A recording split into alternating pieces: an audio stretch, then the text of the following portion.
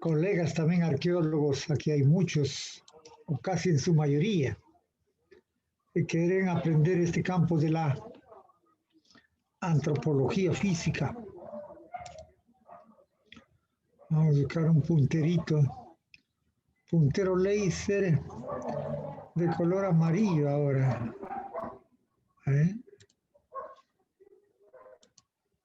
Rojo sale, ya. Hoy vamos a tratar técnicas, métodos para la determinación del sexo. El sexo siempre ha sido a lo largo de la historia de la humanidad el complemento de todo. Lo tenemos en la ideología, en la religión, en las dualidades, arriba y abajo, Hanan y Uri, el encuentro de dos ríos, el hombre y la mujer, el macho y la hembra. Siempre aquí tenemos un entierro de una pareja, o el macho y la hembra, que han sido enterrados en Europa. Y la pelvis aquí con el sacro como indicador de sexo también. Y aquí está la sínfisis púbica, que es también indicador de sexo. Vamos pasando. Sí, aquí es la introducción de la clase pasada, que todo investigador científico necesita observar. Ahí estamos siempre con una lupa.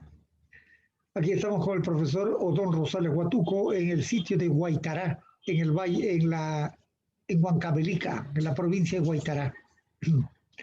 Tienes un museo de sitio, ahí tienen por lo menos unos 10 esqueletos de los antiguos guaitarinos, que está un sitio arqueológico inca. Y ahí vivían chucurpos en toda esa región, los cuales han sido dominados y tenían su cerámica diferente a lo que hemos visto, parece como un zapatito, unas botas, los chucurpos. Entonces aquí hay varios términos, ¿qué es investigar? ¿Qué es pesquisar? Esto está en portugués. ¿O qué es pesquisar? What is research? ¿Qué es KC?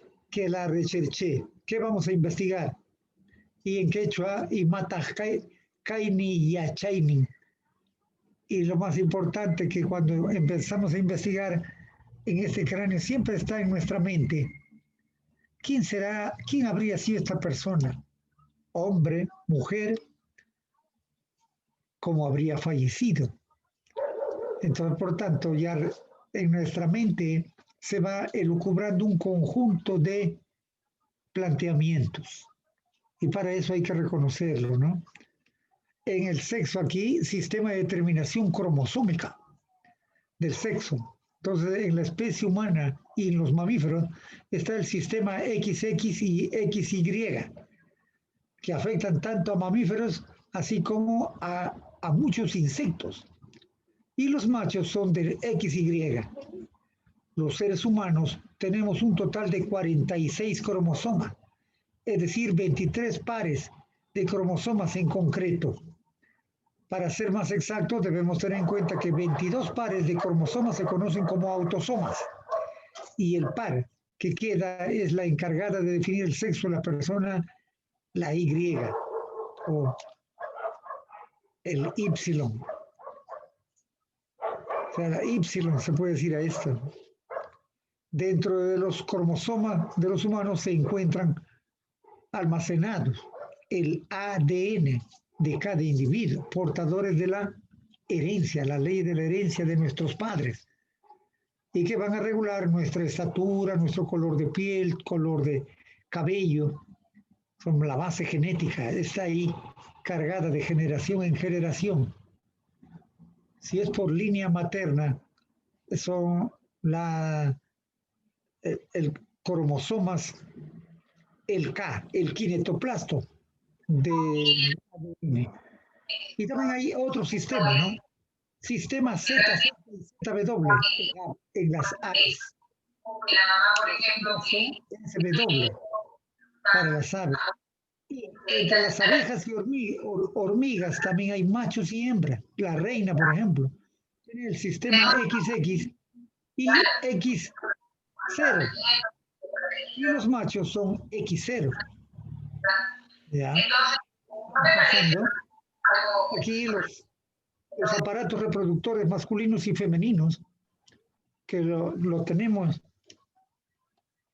en estos esquemas, en el cual está la vejiga, la próstata, aquí lo tenemos, y el pene, por medio está la uretra, y en la parte inferior el escroto, y dentro del escroto están los conductos diferentes o deferentes, el epidídimo, los testículos pares, aparte del ano, que también lo tenemos ambos sexos,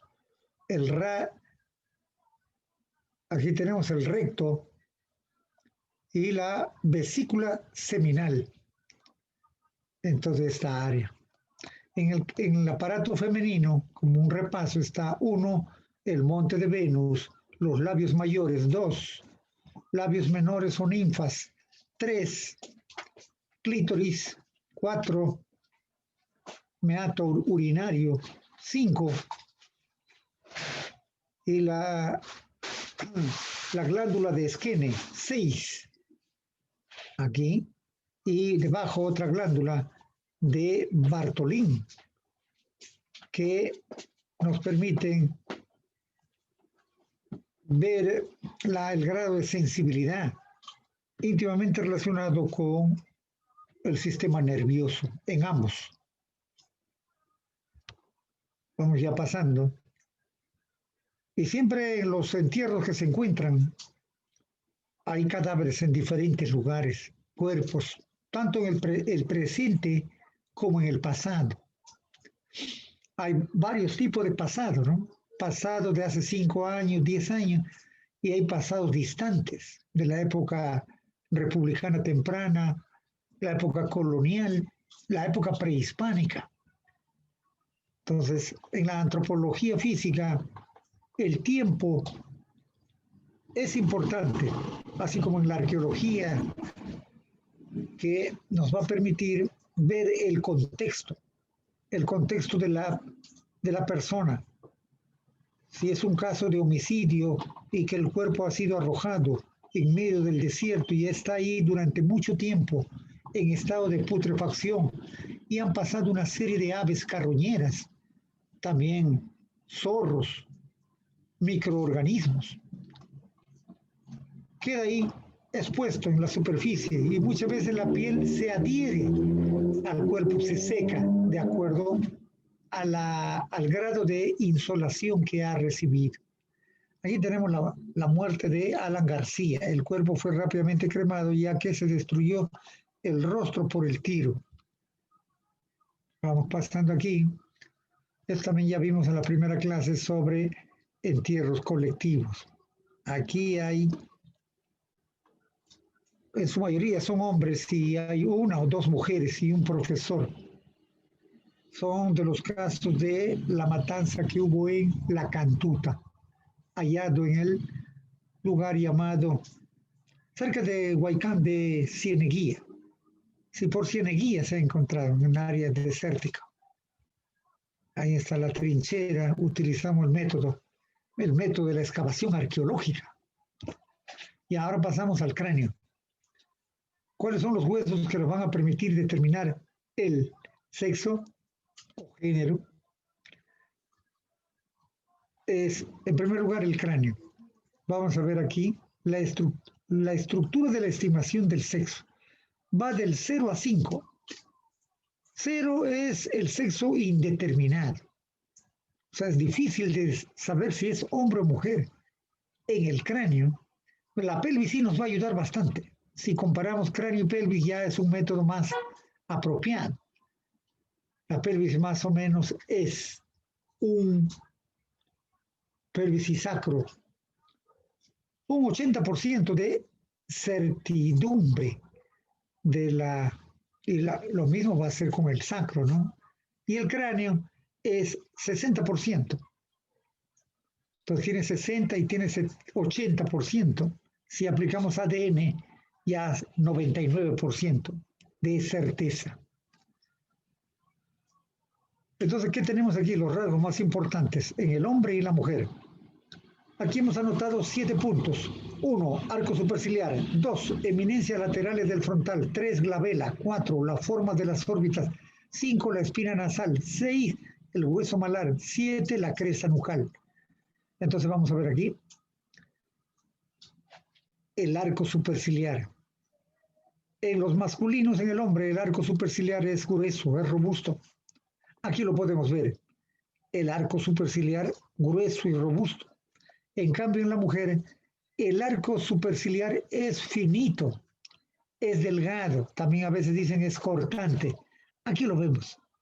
Delgadito, ¿ve? Cortante y fino. Ya, ese es el primer indicador. Ahí se ve, está nítido la imagen. Entonces, eso de aquí va del 0 hasta el 5. 1 es femenino, 2 probable femenino, 3 ambiguo, un sexo ambiguo, que no se sabe. 4 probable masculino, 5 masculino. O sea, los niveles más altos son masculinos. Y ya que presentan una rugosidad. Por lo general, los cráneos masculinos de hombres tienen mayor inserción muscular que las mujeres. Vamos al segundo punto, eminencias laterales del frontal. Aquí lo tenemos, las eminencias laterales del frontal. Estas eminencias son bastante prominentes en las mujeres. Aquí lo podemos ver. Aquí está, bien elevado en el cráneo femenino. En el hombre no, ya lo tiene más huido, más redondeado. En cambio, la mujer lo tiene más desarrollado. Entonces, el segundo. Tercero, punto glabela. La glabela es un punto aquí, en el entrecejo, que ayer vimos puntos craniométricos. Es esa parte. En el hombre es bastante prominente, se sobresale, se proyecta. En el caso de la mujer es más fino, más suave. Aquí lo podemos ver. Aquí y a menos. A ver, vamos comparando aquí. Aquí el punto de la glabela, robusto en el hombre y en la mujer es suave. No se aprecia. Ya, otro punto, otro indicador es la forma de la órbita. En la órbita del hombre es grande y ligeramente de forma rectangular con esquinas curvas. Aquí lo estamos viendo, la órbita del masculino enorme, grande. En cambio, la órbita de la mujer es pequeño y más redondeado y de bordes cortantes. Ahí está. Aquí del hombre más, los bordes superiores e inferiores son rugosos. Otro indicador, aquí ya estamos la glabela, la forma de las órbitas, la espina nasal. La espina nasal, este es el huesecito del nasal. En el hombre es más desarrollado, más prominente, más elevado. Aquí está la espina nasal. En cambio, la espina nasal de la mujer es más suave, más delicado. Aquí lo podemos ver en el dibujo. Otro punto, 6, es el hueso malar. Esto es el hueso malar. Esa proyección a los costados. Así yo también lo tengo bastante desarrollado, prominente, como estamos andinos, bien desarrollado para las inserciones de los músculos faciales, de las masticadores, los bucinadores para soplar, se insertan en toda esa área. Entonces es más robusto. Hay casos de mujeres también que son robustas. Acá lo veo que es bastante elevado. Otro punto, 7, la cresta nucal. O sea, la cresta nucal ya está en la parte posterior. Aquí en la mandíbula podemos ver que en el hombre el mentón es bastante pronunciado. En la mujer el mentón es suave, no hay mucho mentón. Entonces aquí podemos ver el mentón. Aquí está tapando estas letras que no nos dejan ver. Vamos pasando esa parte. Y ahí el de la mujer se puede ver que es más suave. A ver, acá, ahí está suave. No es muy pronunciado como el mentón masculino. Otro indicador también es el gonium, pero ya lo vamos a ver cuando estemos en mandíbula, el gonium. Mira, aquí tenemos vista de perfil. Y ayer habíamos dicho, ¿cómo se llama esta línea? A ver, esta línea, ayer hemos dicho, se llama la horizontal de Frankfurt. Es un repaso, la horizontal de Frankfurt, que va desde el porio al dacrio. El porio es este punto arriba del conducto auditivo y el dacrio aquí, en la parte inferior de la órbita. Y esa línea horizontal tiene ese nombre. ¿Para qué nos sirve? Para comparar los cráneos. Y aquí vamos a comparar el cráneo femenino del masculino. Aquí podemos ver el cráneo femenino más redondeado.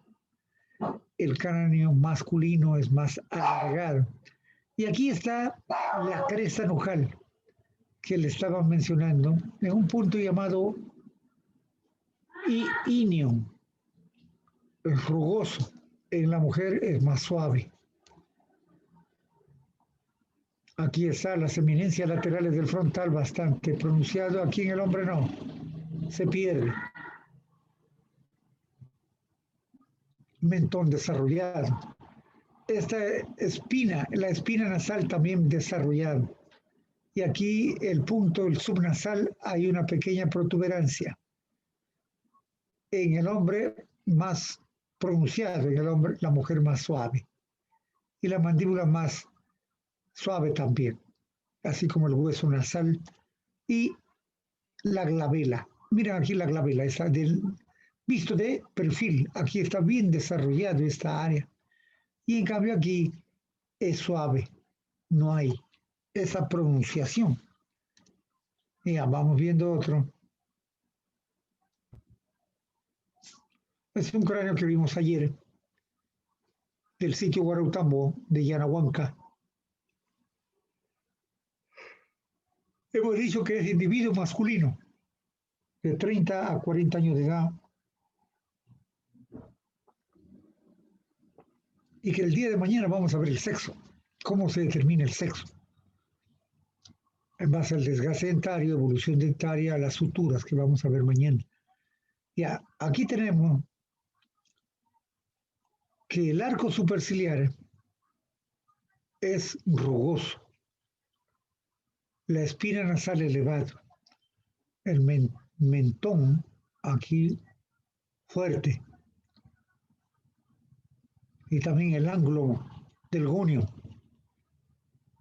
no presenta estas dos eminencias laterales del frontal. Y la órbita lo tiene bastante grande. Aquí está con su mandíbula también robusta. Aquí están 1 glabela, 2 espina nasal. 1 glabela, 2 espina nasal, 3 arco superciliar, 4 hueso malar. Aquí está el hueso malar.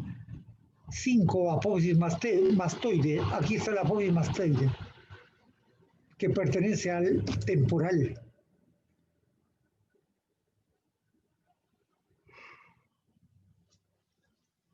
Bastante desarrollado, con su arco cigomático. 6 arco cigomático. 7 cresta nucal. Aquí la cresta nucal y 8 el diente canino. También bastante profundo y desarrollado. Ya, vamos viendo otro. Por eso que este cráneo se ha identificado como masculino. Y también la pelvis y el sacro, cuando encontramos un entierro completo.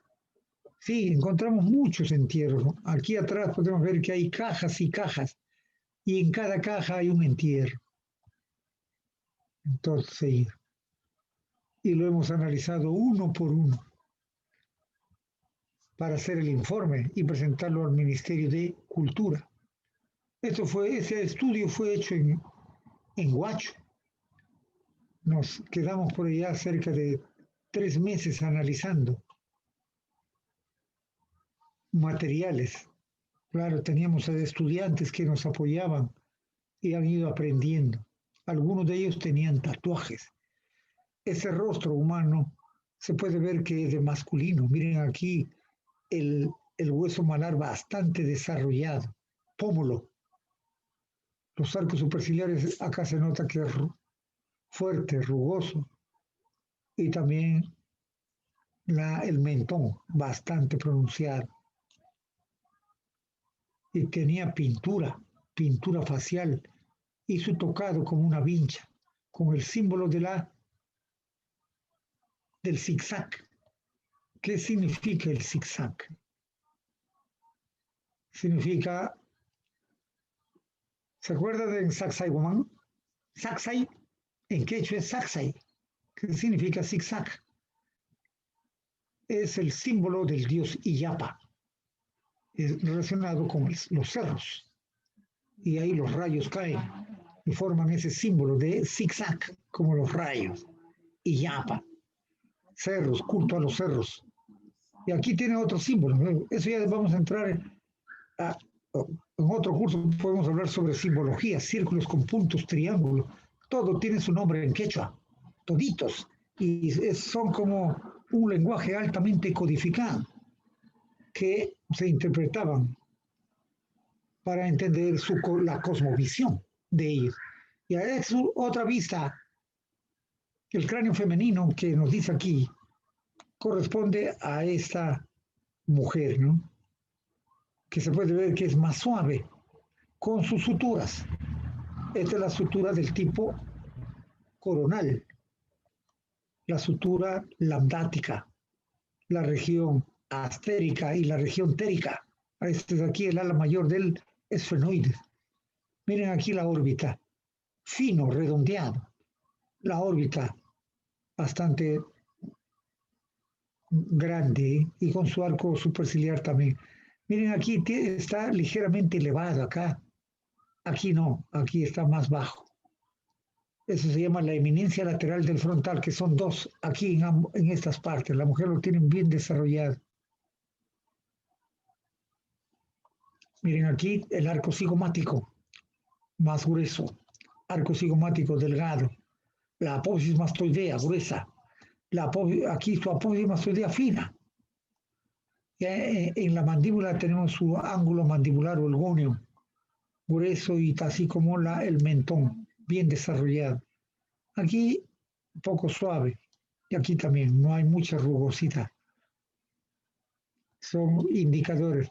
Y en la parte posterior está, aquí no se ve bien, pero existe una protuberancia de la cresta nucal en el hombre más pronunciado que en la mujer, en el ilion y también en el opistocráneo.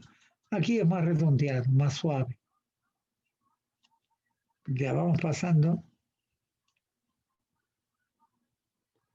Y aquí vamos a ver la cresta nucal. Está en inglés nuchal crest. Aquí está. Este es tomado de las imágenes del libro de la doctora Jane Weissrea y Douglas Ubelacker, que ayer les pasé, que trata sobre estándar de la antropología física. Aquí que está midiendo del 1 al 5 es esta parte posterior de la cresta nucal. Aquí lo dice la cresta nucal. Está midiendo, va de 1, que es más suave, 2 ya va aumentando, 3 un poquito más fuerte, 4 con la cresta, una pequeña puntita está creciendo aquí.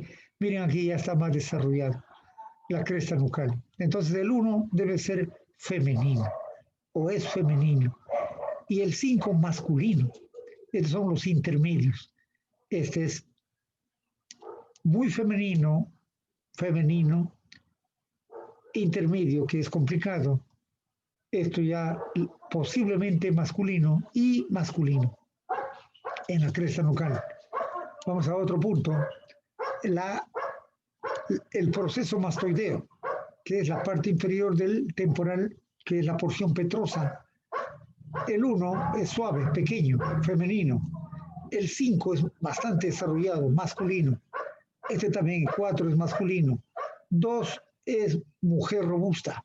5 son 3 intermedios. ¿Qué podríamos decir del 3? ¿Quiénes serían esos intermedios del 3? Mujeres que han hecho mucho ejercicio y hombres que no han practicado ejercicio. Caen en ese nivel, en el nivel 3, en el proceso mastoideo. Vamos pasando a otro. Aquí está viendo el borde supraorbital, o sea, la parte superior donde está nuestra ceja, hay un borde cortante. O sea, en el hombre bastante desarrollado. Pueden ver aquí, desarrollado, una punta que se proyecta hacia adelante. En la mujer es fino, como una puntita, y aquí se va creciendo. O sea, estos dos son por lo general femeninos, estos dos masculinos. Y si hay intermedios como este caso, para mujeres andinas que son robustas, caen dentro de ese nivel intermedio. Y para eso se tiene que cotejar con pelvis y sacro. Ya vamos a ver también fémur, húmero y otros huesos largos, cómo se comportan delante del sexo. Ya pasamos al otro punto, es la glabela. La glabela con el punto, el supraorbital. Miren, en el hombre la glabela es bastante pronunciada, en la mujer es suavecito. Y aquí hay una mujer un poquito más robusta, aquí hay cráneos intermedios y aquí hombre. Estos dos son masculinos. Y ya vamos a la mandíbula. En la mandíbula tenemos el mentón. El mentón suave o fino, femenino, bien desarrollado, masculino. O sea, 4 y 5 masculinos, 1 y 2 femeninos. Y los intermedios, también hay casos arqueológicos aquí en el Perú. En su mayoría están cayendo las mujeres en ese nivel. Mujeres robustas. Vamos pasando. Ya, esto se repite, ya lo hemos visto. En masculino y femenino. Aquí, mandíbula. En el masculino, norma anterior. Es del libro de William Bass. En el masculino, la mandíbula es más robusta. Miren los cóndilos. Los cóndilos del occipital también son desarrollados bastante elevados. La espina, llamado el proceso o apófisis estiloides, coronoides, es más desarrollado. Aquí es más pequeño, más bajo. Este ángulo que forma aquí el cóndilo mandibular es más estrecho, más fino. En el hombre es más ancho. El mentón desarrollado, ancho. A algunos hombres se le tiene una partición, se le abre por la mitad, básicamente para grupos caucasoides, europeos, sean de origen italiano o suizo. Se nota esa abertura. También he visto en casos de portugueses. El femenino es más suave, la apófisis coronoide suave y también los cóndilos. Aquí los dientes parecen un poco más pequeños, los dientes masculinos más grandes. Vamos aquí, otra vista para niños ya. O sea, este autor llamado Chukowski en 1993 ha publicado un estudio de las mandíbulas de niños hasta 3 años, 4 años, que se puede determinar si son hombrecitos o mujeres.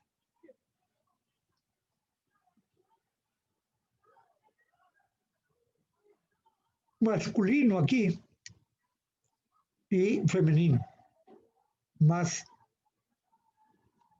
mejor formado, una forma de U, aquí más abierto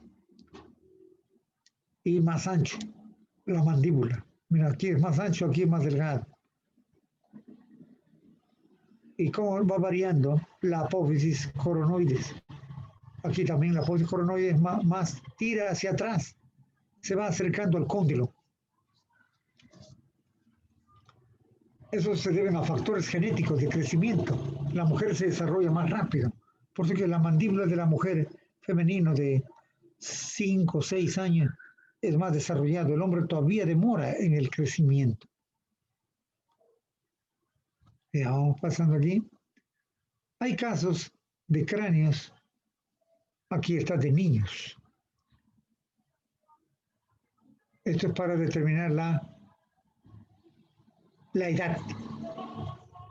La sutura es sagital, indica edad de 35 años, pero mañana vamos a ver eso. Entonces, siempre nos piden los dos. Determinación de edad, sexo y talla, los tres, ¿no? Pasado mañana talla. Y aquí, las suturas. Aquí hay un impacto, una pequeña hendidura de alguna piedra que le ha caído de forma circular y ha causado una depresión. Eso se llama la fontanela anterior, más conocido en los bebés recién nacidos menos de un añito, llamado mollera. Aquí está la fontanela anterior. Sí, pero ya eso mañana lo vamos a ver. Y es por ese motivo, como el hueso está en formación, cartílago, con molleras, entonces se practica la modelación cefálica a esa edad temprana. Ahora pasamos a la pelvis y el sacro. Miren cómo se va articulando. Una articulación entre el sacro y la pelvis.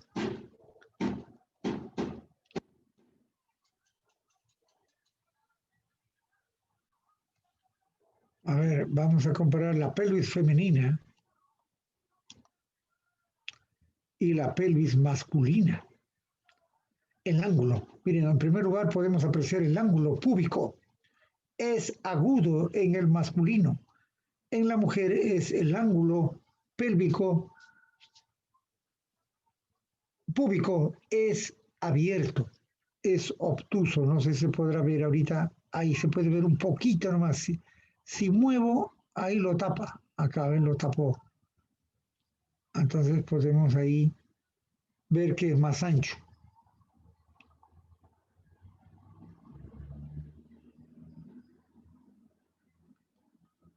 Aquí, mire, el ángulo es bastante abierto. La pelvis tiene varias partes, como hemos dicho, ¿no? Ilion, isquion y pubis, la región interpúbica. Y aquí tiene el agujero llamado el foramen obturador, que también es indicador de sexo, si es ovalado o triangular. Ovalado en el hombre o triangular en la mujer. Vamos a chequear. Y aquí está también en la pelvis la distancia entre la pelvis masculina, la distancia entre la región que se llama el ilion interiliacal con el otro ilion es más reducido, ya que no tiene, como dice, la cadera ancha, el hombro tiene estrecho. Y el sacro tiene una forma de escudo. Aquí el sacro tiene forma de triángulo en la mujer. Escudo y triángulo. Aquí, ¿qué forma tiene? Una forma casi triangular. Y se nota que es amplio la distancia interilíaca, el ilion. el feto se va a formar en esta parte. En cambio, en el hombre, mire, más pequeño, más estrecho es esta cavidad. Aquí es más grande, es mayor esta cavidad. Aquí lo vemos estrecho. Es donde ahí se va a desarrollar el embrión, el feto, hasta la aparición o alumbramiento o dar a luz. Entonces, en cada aparición o en cada parto, aquí está entre la sutura, aquí hay una unión de huesos llamado la región interpúbica, que está unido por fibras púbicas que se va a abrir. Cuando nace un bebé, eso ahí se dilata y nace el bebé, la cabeza del bebé, por esta parte inferior, que sería la vagina. Miren el hombre más estrecho. Otro indicador es esta cavidad, llamado acetábulo, también conocido como cavidad cotiloidea. En el masculino, la cavidad cotiloidea es mayor, es ancho. En la mujer es más suave, más redondeada y poco profundo. Hemos visto casos de fémures que aquí se articula la cabeza del fémur en ambos lados, que no han encajado, sino que han encajado a este lado. Entonces la persona probablemente ha sufrido al caminar. ¿Qué habría ocurrido en una edad de niño? Se ha zafado, se ha salido el hueso, se habrá caído del árbol, cayó de pie y se salió el fémur de su lugar. Y así sanó, formando una cavidad en el ilio, más o menos aquí. La cabeza del fémur ha practicado una pequeña cavidad. O sea, esta es la verdadera cavidad, el foramen del acetábulo. Ya vamos pasando. Ya aquí podemos ver pelvis. Mira, aquí ya ustedes pueden ver ya, darse cuenta, está bastante ancho, masculino o femenino. ¿Eh? Y aquí también se puede ver la vagina. Esto es femenino. Es una persona normal. Aquí ya tiene un clavo. Dos clavos, también no clavo 1, clavo 2, en la radiografía que ha penetrado. Deben ser para personas ya de avanzada edad, de 70 años a más, que viene la menopausia y pierden mucho la sustancia más importante del hueso humano, que son sales y fosfatos de calcio que necesita. ¿Dónde lo tenemos? En los pescados. Que comer bastante pescado para darle fuerza a la constitución ósea. Aquí también hay más clavos. Este ya parece masculino, más estrecho. Femenino también. Por el ángulo, están viendo aquí el ángulo de las sínfisis púbica. Este también es femenino. Femenino, masculino. Y aquí masculino también. Pueden ver que es estrecho ese ángulo. Aquí es amplio el ángulo. Amplio. También amplio, aquí es estrecho. Y aquí están con sus clavos, ¿eh? En el fémur, que se practican. Aquí no tenemos la pelvis es el símbolo del masculino, el símbolo del femenino, masculino, femenino. Va comparando. Primero aquí vamos a comparar en esta vista. Aquí estamos viendo la superficie de la sínfisis. O sea, la cara de la sínfisis púbica es ancho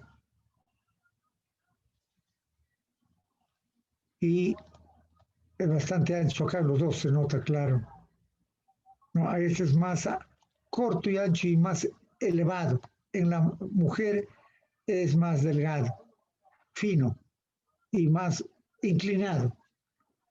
Ese es el primero. Otro es este ángulo que forma aquí llamado escotadura ciática. La escotadura ciática en el hombre es agudo, estrecho. En la mujer la escotadura isquiática es ancho, se abre. Otro indicador es el sulcus, sulcus preauricular. Solamente en las mujeres tienen ese sulcus preauricular. ¿Qué es el sulcus? Aquí debajo de la cara articular con el sacro hay una pequeña hendidura que se denomina sulcus preauricular. El masculino no tiene, el hombre.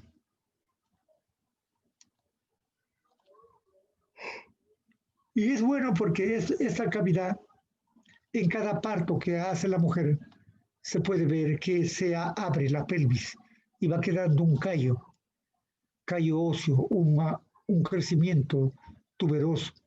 Si tiene 6 o 7 de sus callitos, indica que ha tenido ese número de partos. Y aquí está la cara articular con el sacro, que es más pequeño. Aquí es mayor, más voluminoso, cara articular. Le llama área auricular. Así se llama en anatomía, área auricular. Nosotros hemos visto que el área auricular en el cráneo está en la parte superior del conducto auditivo, área auricular. Ya, otra vista, el masculino y el femenino, vamos comparando. Miren aquí el conducto del acetábulo, grande, enorme, circular, aquí más pequeño. Ya habíamos dicho que el foramen obturador es de forma ovalado en el hombre, en la mujer de forma triangular, cambiando más chico. Que más este ángulo que va formando es agudo, aquí obtuso, y se va inclinando cada vez más hacia, o sea, en el hombre es ese triángulo, están viendo así como está mi mano en ese ángulo. En la mujer se abre así, el ángulo. Y aquí lo podemos ver en esta parte inferior. Si colocamos aquí la otra pelvis a este otro lado, nos va a salir ese ángulo así, abierto. Ahí. El hombre es así, pequeño, ¿ya? Vamos viendo otro. El ángulo isquiático. Ahí está, del 1 al 5, según la clasificación de Walker. El 1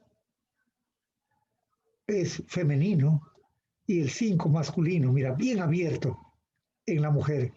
Se llama la escotadura ciática mayor. Aquí está, la escotadura ciática. En la mujer es bastante abierto y en el hombre es cerrado. Entonces, 4 y 5 masculino, 1 y 2 femenino, el 3 intermedio, miren, es aquí son problemáticos. Si encontramos así, ¿cómo resolver? Tenemos que ver otros aspectos. Por ejemplo, sacro y cráneo. Y ahí nos va resolviendo el problema. Hay que aplicar el método combinado. Un solo hueso no nos puede ayudar. Quedamos en el nivel de posibilidad, hasta probabilidad, pero no de certeza. Necesitamos llegar a la certeza. O sea, si el sacro y la pelvis son 75% a 80% de certeza, el cráneo 60%, sumamos los dos ya pasan de 100. Ahí nos ayuda, la mandíbula también. Ya vamos al sulcus preauricular. Es una pequeña hendidura debajo de la área articular con el sacro. Y va del 1 al 4. ¿Qué tenemos? Hemos dicho que aquí hay, por ejemplo, un sulcus. El sulcus, aquí está bien nítido, sulcus, también en el 2 también. Aquí en el 3 ya se pierde, en el 4 ya no hay. 3 y 4 masculino, 1 y 2 femenino. Ya es el sistema de clasificación dada por Walker. Otro indicador es la sutura de la sínfisis. Pero también el sínfisis sirve para determinar la edad. Cuando está bastante rugoso, eso lo vamos a ver mañana, esa clasificación de Hamann y Todd. Pero también nos sirve para masculino y femenino. O sea, femenino aquí es female, masculino male. Lo tenemos aquí, todos estos masculinos y todos estos son femeninos. Es el área que se va a articular entre un pubis y otro pubis en la pelvis. Ahí es la cara articular, que es así ligeramente sinuoso para las inserciones de las fibras. Esas fibras, hombres y mujeres, lo tienen también desarrollado. A medida que avanza la edad, se va perdiendo esta irregularidad, esta superficie sinuosa. Miren, y acá lo tienen casi plano. Se ha perdido. Lo mismo en las mujeres también, pero se va deteriorando, ¿están viendo? Son delgados, aquí son más anchos y cortos en el caso femenino. Y hay clasificaciones que va del 1 al 6, ¿no? Sí, al 6, del 1 al 6, de la clasificación de Hamann. Todo. Ya vamos al sacro. El sacro, hemos dicho, tiene forma de un triángulo cuando es femenino y forma de escudo cuando es masculino. Aquí forma de escudo, ancho, no forma triángulo, otro también es escudo. Por tanto, aquí tiene bastante curvatura, también tiene curvatura. Entonces, ¿quién tiene más curvatura, el hombre o la mujer? El hombre. Muchos alumnos dicen, no, la mujer.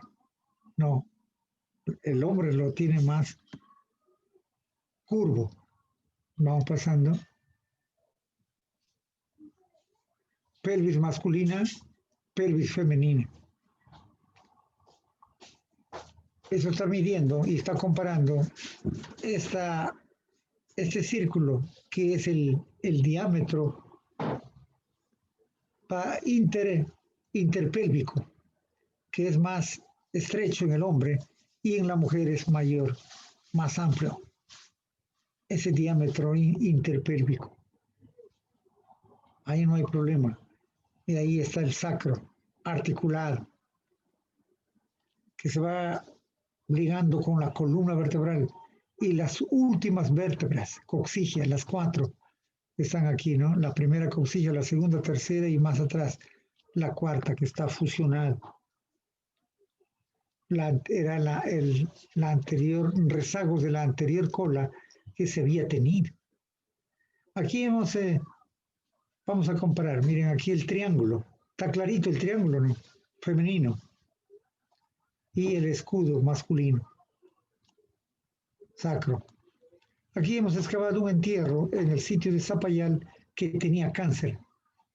Y aquí está el hueso con cáncer. Mira cómo lo ha destruido al sacro. ¿Y qué forma tiene el sacro? ¿Triangular o escudo? Es un escudo, por tanto es masculino. Aquí se puede ver todo el área que ha sufrido la persona con las microporosidades alrededor. Todas estas manchas que vemos negra, acá también es el coágulo de la sangre que ha salido ya cuando la persona ha fallecido. Probablemente ya es el nivel terciario. Aquí el ángulo agudo, masculino, de la pelvis. Aquí el sacro atrás, hombre. Y mira las vértebras lumbares, bastante compactos, robustos, en el masculino. Está publicado ese artículo. Está publicado este artículo, un caso de cáncer metastásico de Zapayal. Arqueología y Sociedad, 1914 creo que es, no me acuerdo ya. Arqueología y Sociedad. Está en la internet, lo pueden bajar. Altamirano. Tengo alumnos también que han descubierto otros casos en otros lugares de temas diferentes. Aquí está el mismo, el sacro, visto de otros ángulos, de la forma de escudo y con las porosidades que presentan alrededor. Cara ventral y nótese la lesión severa. Lítica se denomina a esta lesión, a esta abertura. Esto ya es pariopatología. Lesiones líticas de cáncer de próstata. El húmero, pasamos al húmero. Entonces, Diana Marcela Díaz, en el año 2001, analizó una muestra de 180 húmeros, y de ellos 102 masculinos y 78 femeninos, procedentes de la morgue del Instituto de Medicina Legal de Colombia, con el fin de establecer el grado discriminante de algunas variaciones que hay entre el fémur masculino, no el fémur, no, húmero, y el húmero femenino. Y aquí llega a esas conclusiones. En el sexo, el masculino y el femenino. El masculino tiene una medida de más de 40 centímetros, 44 centímetros. Es cuando yo también analizo, veo que lo mido. Si tiene más de 40 centímetros, es masculino. Mira aquí cuánto le sale de promedio, 44.7. Si es femenino, el diámetro que va desde de la parte de la cabeza del húmero hasta la parte distal, aquí está de A a B. Esa medida con osteómetro lo medimos o con una wincha lo medimos y nos sale las medidas. Si tiene menos de 40, digamos 38, 39 femenino. Y aquí están las longitudes con más menos. Y la anchura bicondilar también, ¿no?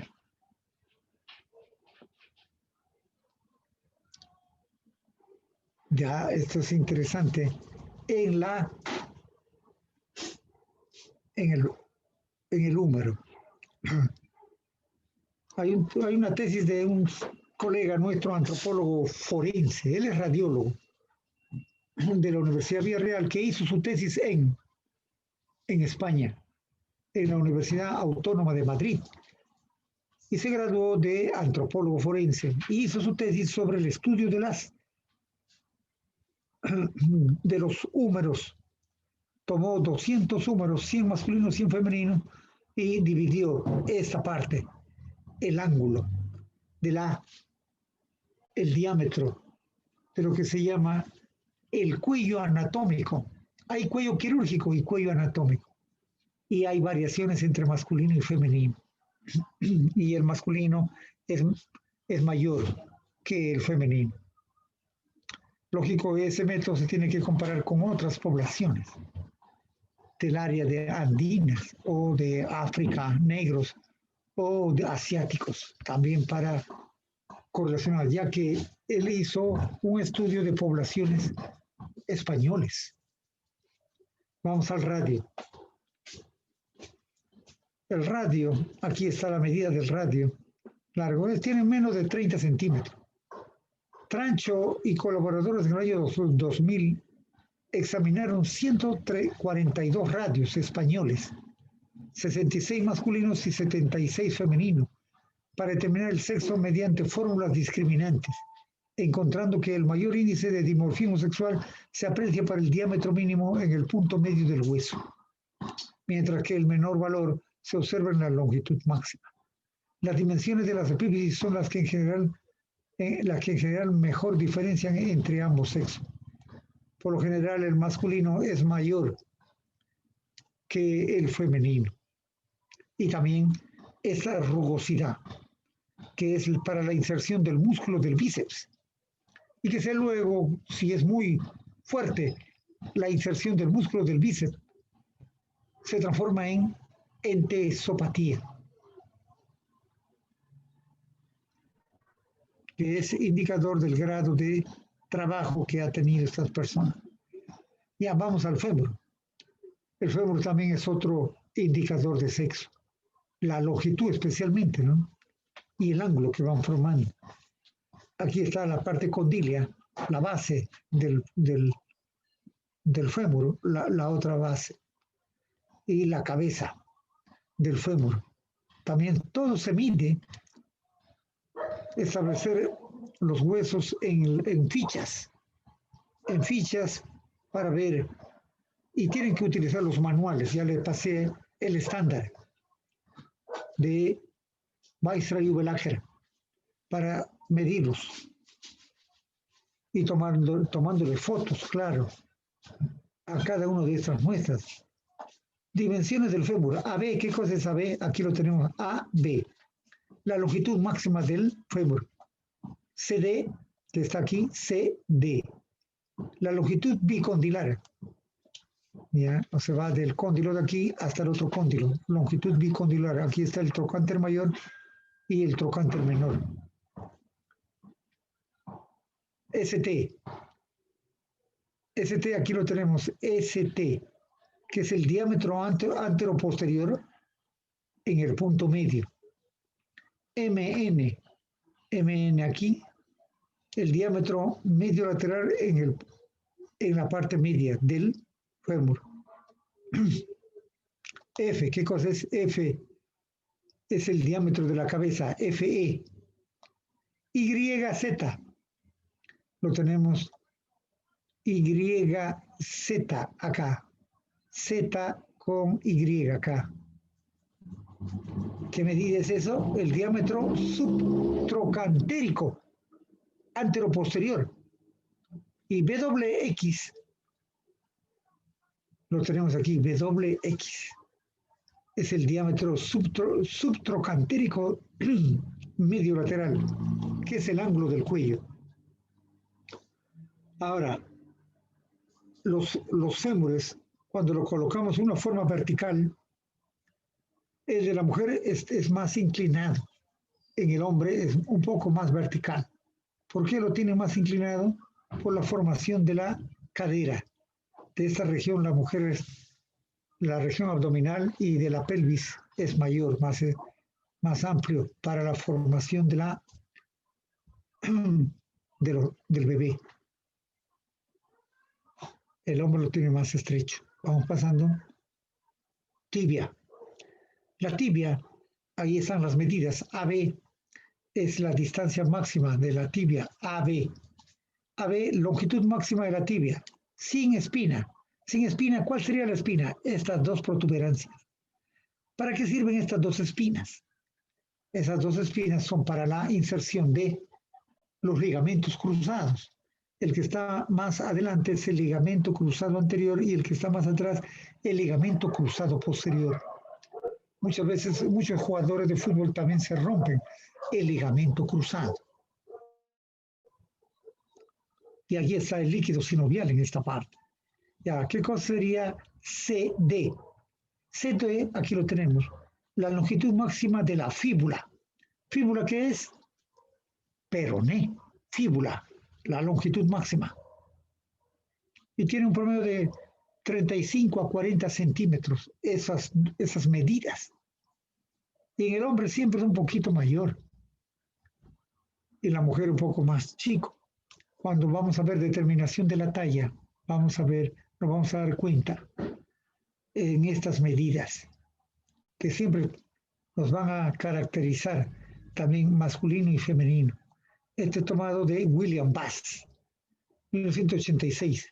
Se llama Atlas de Anatomía Humana, William Bass. Es un clásico.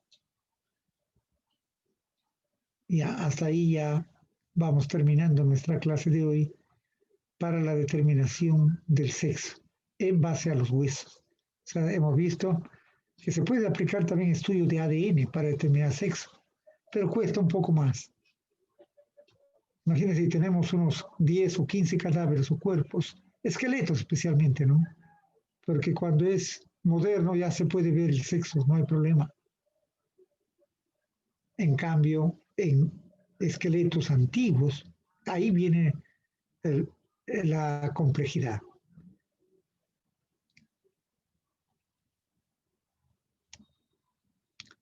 Aquí este cráneo, mire, borde cortante, la vela baja y eminencia lateral frontal elevado. Ya, la espina nasal ligeramente protuberante y no tiene mucho mentón femenino. Y ese femenino, aquí estamos tomando fotos de Guarochirí, de una de las 20 cuevas que trabajó Julio Cetello, es de Cuchachica. Nosotros hemos analizado todos esos materiales en la municipalidad de Guarochirí, arriba. Esos cráneos, por la coloración blanquecina, han estado en superficie, no han estado enterrados durante mucho tiempo. Y cuando Tello recogió muchos cráneos con patologías y se lo ha llevado a Harvard, muchos cráneos y allá lo ha dejado y no se ha reclamado, se han quedado ese material, porque no tenemos un laboratorio de antropología física bien formado en nuestro país. Quién sabe ahora con el MUNA que se ha creado, se puede pedir nuevamente la custodia, pero es todo un proceso largo. Ya, entonces, un cráneo femenino que lo estamos cogiendo de la mano y tratando de decir que el hueso habla. Nos dice que yo soy femenino y tengo tal edad y he vivido en tal lugar. Así nos está diciendo, ¿no?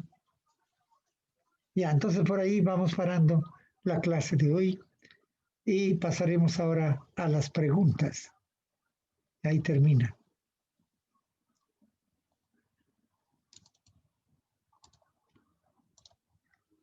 Ese tema también es interesante, ¿no?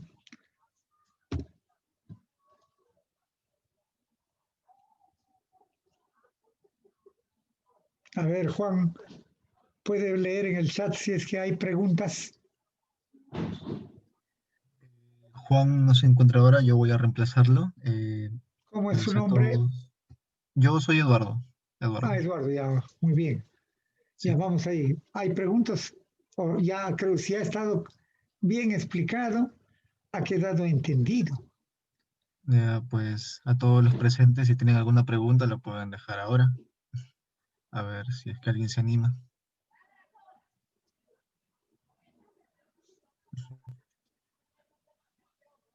Profesor, disculpe una pregunta también.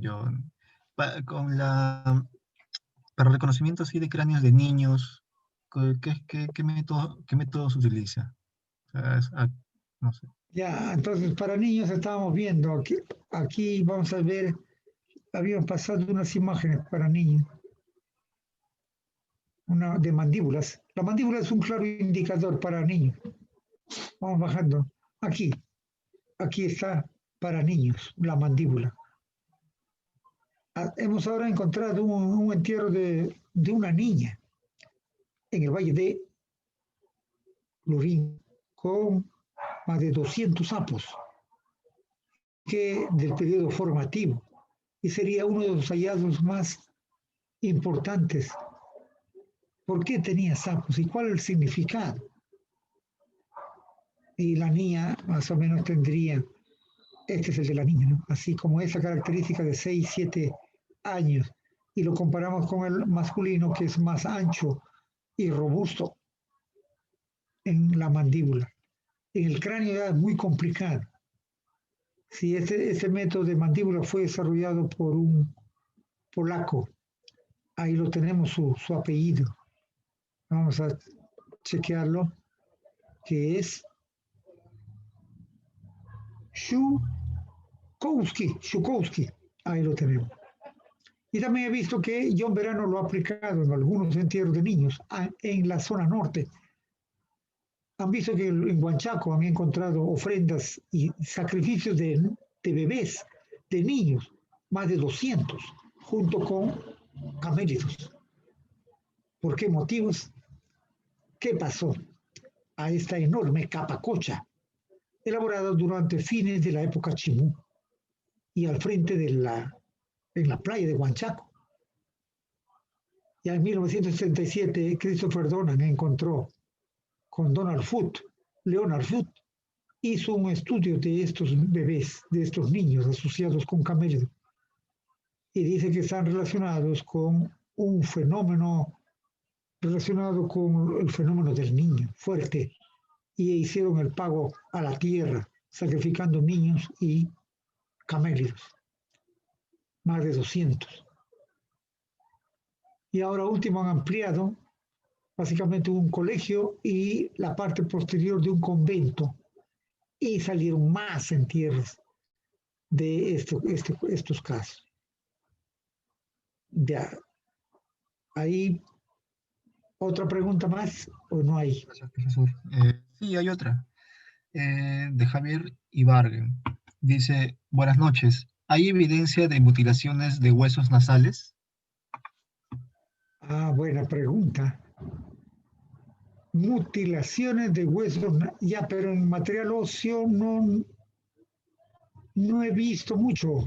Un cráneo he encontrado en Ayacucho con Ismael Pérez Calderón, un cráneo que está publicado, que al parecer tiene un marca de corte aquí en la parte central, y el hueso llamado el nasal no lo tiene o está mutilado, está cortado. Pero los dientes incisivos superiores son dientes de Hutchinson, que quiere indicar que es indicador de sífilis congénita y la reducción también de la espina nasal es otro indicador. Ya está publicado también en la revista de la Facultad de Humanidades de la Universidad San Cristóbal de Huamanga y también en el Boletín de Lima y en el Congreso Internacional de Paleopatología de Sao Paulo también lo hemos llevado, esa ponencia. Sí, hay esos casos. Y en la cerámica mochica vemos muchos marcas de corte, mutilaciones de nariz y de labio superior por motivo de castigos para que no charchen coca como castigos punitivos que se le han dado a estas personas. La coca en la antigüedad era importante para cauterizar los dolores de dientes, porque el mundo andino era altamente agricultora, comían de todo, carbohidratos, proteínas, peces, carnes de camélido, y producía mucha caries también, los carbohidratos, papas o yucos, también las yucas, masua y una variedad de dulces, ¿no?, que se ha comido y ellos han sufrido. Entonces la hoja de coca era sagrada para cauterizar al dolor de diente. Habría sido intensos esos dolores. Y a las personas habían sido mutiladas la nariz y el labio, y ellos habrían sufrido el resto de sus vidas, con dolor, probablemente. Sí, ya otras preguntas. Sí, de Tracy Depas. Dice, ¿cómo se puede determinar patologías en los huesos como en el sacro o en otros tipos de huesos? Ah, sí. Ayer les he pasado a Juan Sishu un libro voluminoso llamado Human Paleopathology, o sea, es la paleopatología humana. Y ahí pueden ver que los huesos del sacro y la pelvis se fracturan, como dicen, se producen las los, lesiones líticas dadas por tuberculosis, por sífilis, también por otras patologías como la cáncer. Sí, en ese artículo sobre el estudio del cáncer en el antiguo Perú, van a ver el diagnóstico diferencial. ¿Qué cosa es esto? Que el diagnóstico diferencial significa que cuando el paleopatólogo tiene una hipótesis que probablemente ha sido tal enfermedad, pero no descarta de otras y comienza a describir las otras. En el caso del cáncer va comparando con tuberculosis, también con Hansen y también con la mal de Chagas. Y se compara, porque destruyen el tejido óseo con este tipo de los cánceres. En el caso de espina bífida oculta, es decir, cuando se abre el sacro profundamente, ya es un problema de nacimiento. Las personas no pueden tener hijos. Espina bífida oculta se llama. Sí, entonces tienen dos manuales, le dan Auf der Heide y Conrado, que son los autores de Human Pathology, y el otro Altamirano y Bueno, Alberto Bueno, sobre un caso de cáncer de próstata en el sitio de Zapallar, periodo intermedio tardío. Acá está con su cerámica. Hay cerámica, el entierro tiene su cerámica, bien bonitos, decorados. Probablemente pidiendo a las divinidades y a sus dioses que los curen. No han podido. Al final los llevó a la otra vida. Bueno, ya tienen otra pregunta más.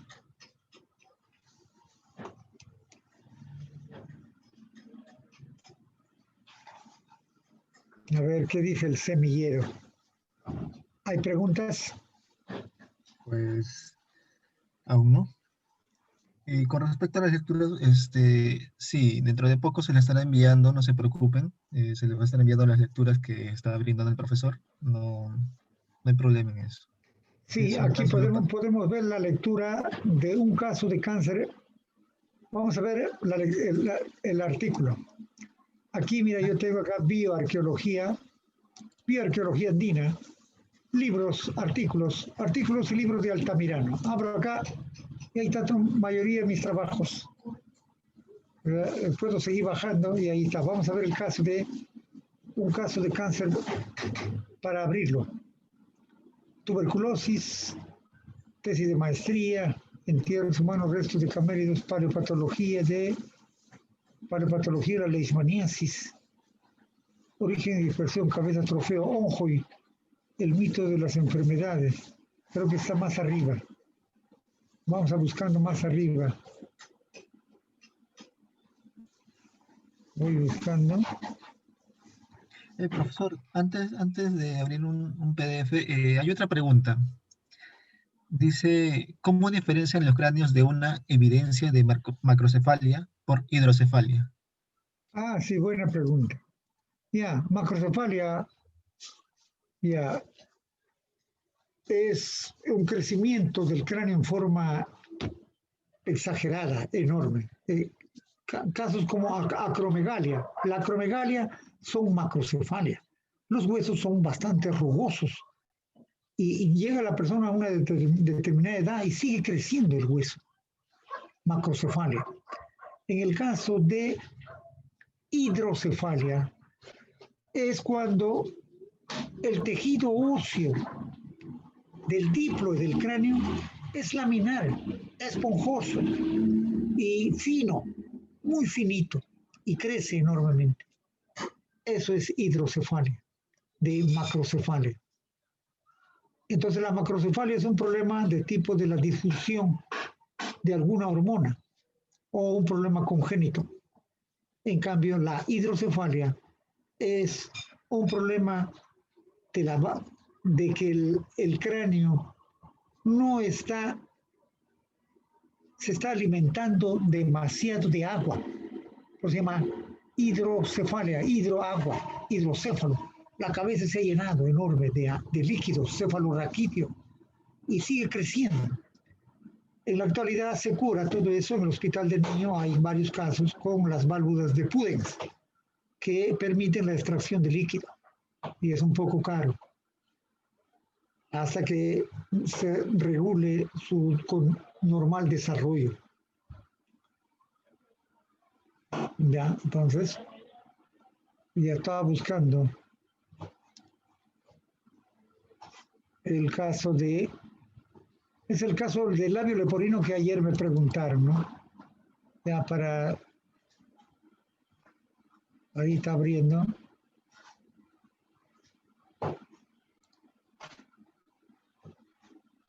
¿Lo están viendo? No. Está abriendo. Sí, está cargando, profesor. Está cargando. Sí.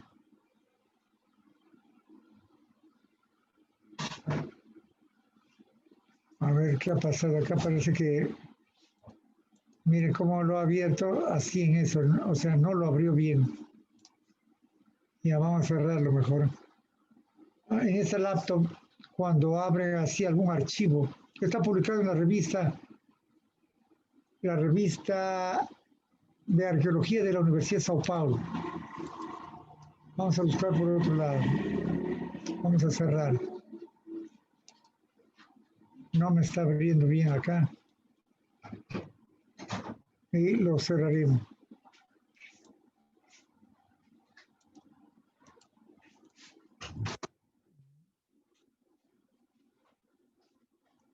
Pues vamos a buscar este artículo.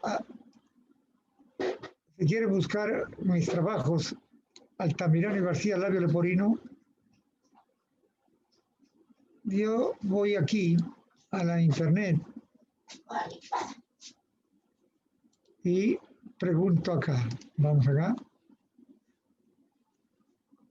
Escribo mi nombre, todo mi nombre completo. Entonces, Alfredo. Vamos ahí. José Altamirano. Altamirano, Enciso. Clico y ahí sale Universidad Nacional Mayor San Marcos. Entren ahí. Está abriendo. Y vamos a ver la producción que tenemos. A ver, aquí está. Aquí hay 10 libros, 43 artículos, 6 documentos de enseñanza y 8, se puede decir, maquetas o dibujos que se ha hecho. Vamos a ver en los artículos, papers. Aquí está, ya va abriendo. Cada uno abre. Altamirano 2016, Onjo y las enfermedades en la sociedad mochica. Aquí las cuencas del Alto Medio Andinas del departamento de Lima. Ahí tengo un artículo del sitio arqueológico de Puncayán. Sífilis congénita, aquí lo pueden ver también. Este caso es sífilis con la fosa canina. The Canine Fossa and the Evolution of Mid-Phase in Human. Eso ha salido publicado en Acta Antrópica en Europa. Sífilis congénita, vamos a ver el otro que quiero mostrarles, el del labio leporino, o si encontramos el de Zapallar, lo abrimos. Acá está el de Zapallar, ¿ve? Altamirano y Bueno, 2013, un caso de cáncer metastásico en Zapallar. Clicamos acá, o aquí en Download, y ahí nos abre.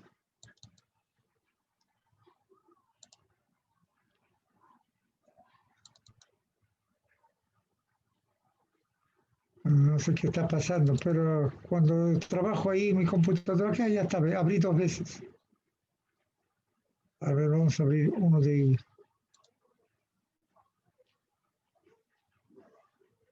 Ya. Un caso de cáncer metastásico en Zapallar, a fines del horizonte medio, 1100 a 1200, en el Valle del Chillón, Altamirano y el profesor Alberto Bueno Mendoza.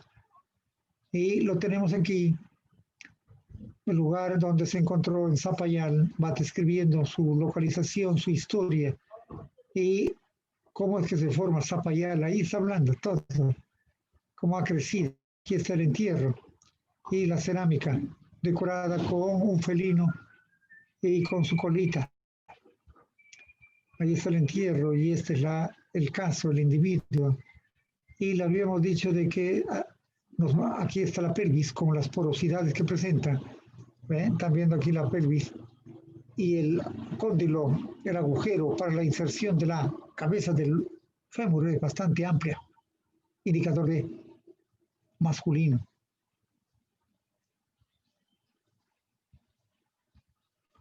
Vamos al diagnóstico diferencial. ¿Con qué se puede comparar? Aquí está el sacro de forma de escudo que hemos visto ahora en la clase. Aquí está el diagnóstico diferencial. Mira, aquí que dice, para establecer el diagnóstico diferencial del presente caso, vamos a discutir los casos de mieloma múltiple, mielomatosis o melanoma. O sea, todo lo que termina en oma es cáncer, osteoma, tuberculosis y carcinoma metastásico, concerniente a los tumores malignos que afectan severamente al hueso. Existen 3 grupos: mieloma múltiple, mielomatosis o melanoma y carcinoma prostático. Ahí va explicando cada uno de ellos. Entonces ya ustedes pueden bajarlo de esa manera para leerlo. Y estos son paleopatología. Ahí está explicando todo. Aquí va comparando en esta tablita. Enfermedad de mieloma múltiple, ¿a dónde afecta? Pelvis, sacro y columna vertebral. En la mielomatosis afecta húmero, radio, fémur, tibia y espina. Tuberculosis, cráneo, costilla, vértebra torácica, pelvis y tibia. Así de la pregunta que me hicieron. Paracoccidioidomicosis, cráneo, radio, cúbito, metacarpos, carpos, metacarpos, tarsos y falanges. Carcinoma metastático, cráneo, mandíbula, columna vertebral, pelvis, sacro, húmero y fémur. Aquí tenemos pelvis y acá también. Hay 3 pelvis, en el primero, en el intermedio y en el último, de los 5. Y ahí se discute, entramos a la discusión. Y la hipótesis histórica. ¿Cómo se llamaba cáncer en quechua? ¿Había la palabra o no? Porque siempre nos han dicho que no había esas enfermedades en el antiguo Perú, sino que es una enfermedad moderna. Siempre ha habido, solo que era poco, ya que los atacaban y los morían jóvenes. No había tratamiento. Y se llamaba en quechua iscuonjoy. Y muchos de sus huesos estaban totalmente destruidos. Una patología severa. En la actualidad ya hay tratamiento cuando está recién comenzando. Hay que ir rápido a servicios de oncología. Esto es como para que puedan ver cómo se ve toda esta bibliografía, ¿no? Ya, voy cerrando ya. Yo creo que ya son 8:23. Nuestra clase es hasta las 8:30, ¿no? Ya tenemos todavía 7 minutos. Aquí también se ha encontrado otro caso de el tejedor Chancay en el Valle del Rímac. Y también tenía cáncer llamado osteosarcoma. Vamos a abrirlo.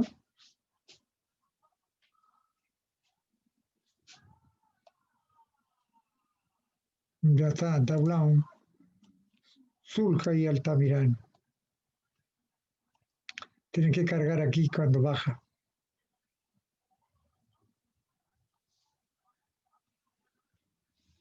Ya tenemos así como 6 casos, 5 a 6 casos de estas alteraciones y estoy escribiendo un libro sobre este tema. Y el capítulo 1 es sobre la metodología para detectar cáncer en el antiguo Perú. Y el resto ya vienen cada uno, capítulo 2, capítulo 3, cada uno su caso. Y al final se hace una adenda, unas conclusiones finales que estamos recién avanzando. La vigilancia epidemiológica debe ser de todos los tiempos, en el pasado, en el presente y ver al futuro. Hay que cuidarnos. Sí, profesor. Hay otra pregunta que está en el chat. A ver, voy a levantar está bajo mi audio, voy a levantar todo. Y ahora sí, puede hacerle la pregunta, por favor. A ver, dice, ¿las bacterias que ocasionaron patología ósea perduran en el tiempo? Ya es una buena pregunta. Yo creo que sí, básicamente hongos que se van a alojar en los tejidos. Los tejidos, cuando hay momias con tejidos, y no trabajamos con la debida seguridad, como guantes, uso de alcohol, protector nasal, mandiles. Hay que lavarse constantemente. Hay bacterias, hay hongos que penetran. A Julio Cetello también le penetró a la vista y le lagrimeaba constantemente hasta su muerte, ¿no? En 1946. Hay otro médico que falleció cuando abría a un cadáver en el Brasil, que se llama Viana, el doctor Viana. Tenía un cuerpo ahí antiguo y abrió el cuerpo y estaba por dentro lleno de sustancias bacterianas. Y él no tenía nada de protector nasal, ni guantes, nada, así nomás trabajaba. Y ahí murió de tuberculosis. Ya hay que cuidar. La tuberculosis aquí en Lima es alto también. A Lima se le conoce como la ciudad de los tísicos en la colonia. Y también hay las postas médicas que constantemente están chequeando, ¿no? Si bacterias, la tuberculosis es una bacteria, se llama el Mycobacterium tuberculosum, tuberculosum o tuberculosis también. Sí, tengo un trabajo sobre tuberculosis en indios Guayachara, en el Brasil. Hemos encontrado 2 casos que lo han destruido todo el cuerpo vertebral de la columna, básicamente la región torácica. Pero ya estamos entrando ya a paleopatología. ¿Se dan cuenta? Primero en la antropología física y luego ya entramos ya al campo de la paleopatología. ¿Quién sabe el próximo año? Les dicto a ustedes paleopatología. 5 enfermedades, 5 conjuntos de enfermedades. Enfermedades infecciosas, enfermedades cancerígenas, las degenerativas, los traumas y también los problemas congénitos. Tenemos una variedad de congénitos. Paleopatología. Ya, entonces, ya todavía nos quedan 2 minutos. ¿Hay alguna pregunta más?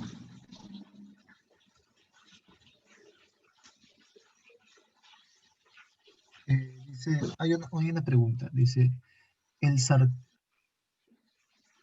dice, ¿el sarcoma de Kaposi se han encontrado evidencias? Ya, el sarcoma de Kaposi se llama. Ya es una buena pregunta para casos de cáncer que afectan fundamentalmente a los pulmones. Y se ha encontrado en Egipto. Se ha encontrado sarcoma de Kaposi. Aquí en el Perú no hemos encontrado sarcoma de Kaposi. Habría que ver quién está haciendo la pregunta, porque ya es una persona que está leyendo bastante paleopatología. Lo felicito. Y que debe estar investigando también eso. Sí, hay que leer. Quien lee va encontrando más información. Como lo dije ayer, mientras más leamos y junto con la práctica en el campo, vamos a encontrar diferentes. Y ahí está para ayudar, para asesorar a los alumnos que recién están entrando al diagnóstico diferencial, a la determinación de los casos patológicos.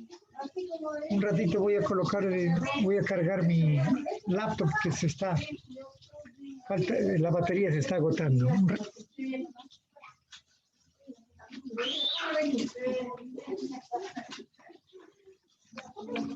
Ya, ahora sí ya. Sí. Ya está. Ahora sí se ve más clarito.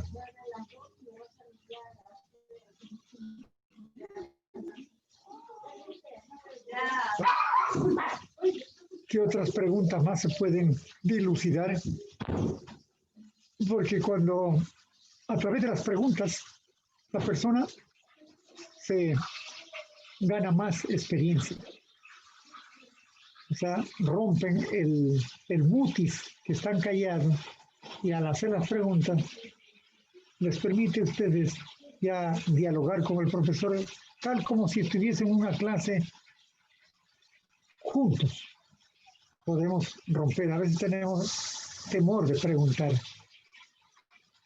Ayer, por ejemplo, ha habido como 10 preguntas del polio, del dacrio, de la glabela, del opistocráneo. Muy interesante para determinar y reconstruir rostros. Y ahora ya es otro campo que complementa a la antropología física. Como le dije también ayer, no hay en el Perú una universidad que forme antropólogos físicos. No lo hay.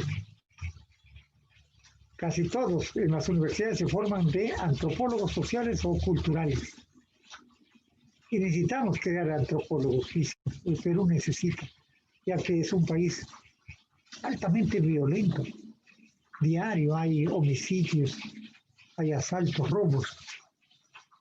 Y tanto para el pasado arqueológico como para el presente.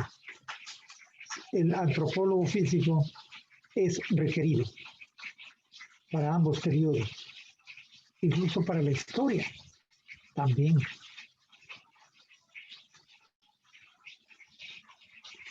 Es un campo,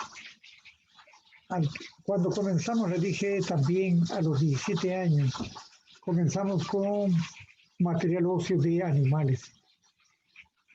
Comencé trabajando en el laboratorio de paleoetnozoología en medicina veterinaria y comencé dibujando el cráneo y la mandíbula de la alpaca. Luego el esqueleto completo, vértebras, los huesos largos. Y de ahí salió publicado la Guía Osteológica de Camellos Sudamericanos. Y luego ha sido traducido al inglés en la Universidad de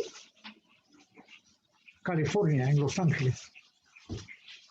Y la doctora Elsie Sanderford lo tradujo. Y yo solamente tengo un ejemplar. Probablemente alguien hizo negocios. Como autor lo han divulgado. Yo tengo en PDF mi copia. Lo he escaneado. El único que tengo.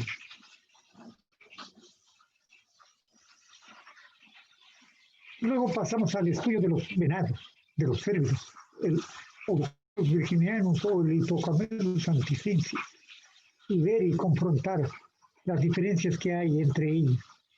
Y cuando comparo la pelvis del camélido, del cérvido y del humano, también existen las características de la abertura, de la sínfisis. O sea, ese patrón de la sínfisis para masculino y femenino se repite también y no está publicado. En camélidos ni en cérvidos nadie ha publicado.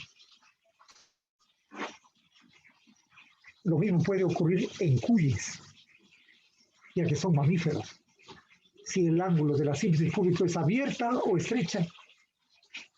Qué interesante sería. Pero ya no es antropología física, es zooarqueología. La zooarqueología es este campo que estudia los animales. Muy bien. Ya no sé si habrá algún comentario final ya para ir preparando la clase de mañana. Ahora me quedo una hora más y les preparo su clase mañana, determinación de la edad.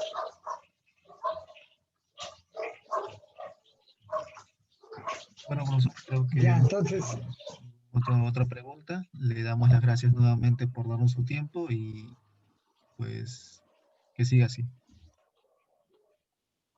Ya, muy bien. Hasta mañana. Ya nos faltan 3 clases más y terminamos nuestro curso. En realidad eso era para un semestre completo. Lo hemos hecho en 2 semanas. Imagínense. Un gusto. Faltaría las prácticas. Con las prácticas yo creo que ya salen ustedes excelentes. Y me gusta. Si hubiese sido una clase universitaria, hubiéramos hecho exámenes, 2 exámenes, primer parcial y segundo final, y un informe. Pero no se le va a pedir informes porque muchos de ustedes están trabajando y que podían ir describiendo un esqueleto, un hueso. una mandíbula, un cráneo. Esa sería su nota, con su dibujo. Quien quiere hacerla, sería bueno coordinar con, pero no le estoy exigiendo esa parte. Lo más importante es que asistan a las clases teóricas y ya tengan los PPTs y los libros que les estoy enviando. ¿Ya? Bueno, entonces ya nos vemos hasta mañana, colegas, jóvenes y amigos de nuestro curso de Antropología Física Andina. Hasta mañana. Hasta mañana, profesor. Un gusto. Buenas noches. Buenas noches.